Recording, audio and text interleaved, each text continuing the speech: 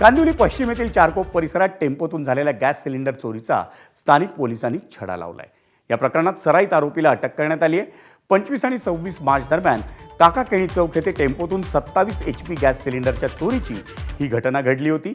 पोलिसांनी तांत्रिक तपास आणि CCTV फुटेजच्या मदतीने संशयित टेम्पो शोधून काढला आणि मग नालासोपाऱ्यातून 32 वर्षांच्या आरोपीला अटक करण्यात आली। या कारवाईत गुन्ह्यासाठी वापरलेला टेम्पो आणि 6000 रुपये किमतीचे 12 गॅस सिलेंडर जप्त करण्यात आले।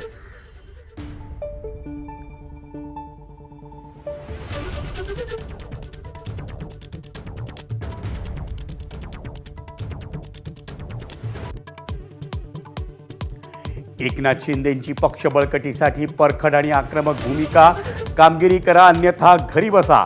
शिंदेंच्या कर्तव्य कठोर संदेशामुळे दिग्गजांची पाचावर धारण, पद बाजूला ठेवून कार्यकर्ता म्हणून काम करण्याचाही सल्ला।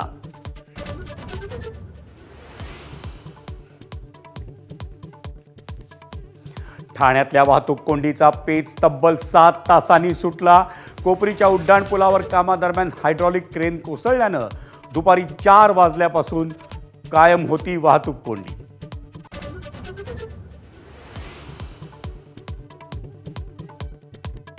राज्य शिक्षण मंडळाचे मुंबईचे विभागीय अध्यक्ष राजेंद्र अहिरे यांना लाच प्रकरणात अटक। 31,000च्या बिल मंजुरीसाठी मागितली होती 22,000 रुपयांची लाच।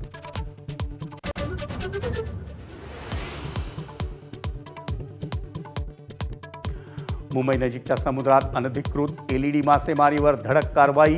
समुद्रात गस्त घालून 6 बेकायदेशीर LED बोटी पकडल्या। तब्बल 1 कोटी रुपयांचा मुद्देमाल जप्त।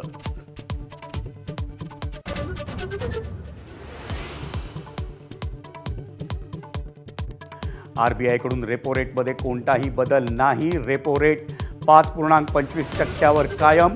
युद्धानंतरही भारताची स्थिती मजबूत असल्याची रिझर्व्ह बँकचे गव्हर्नर संजय मल्होत्रा यांची ग्वाही। ABP माझा, उघडा डोळे बघा नीट।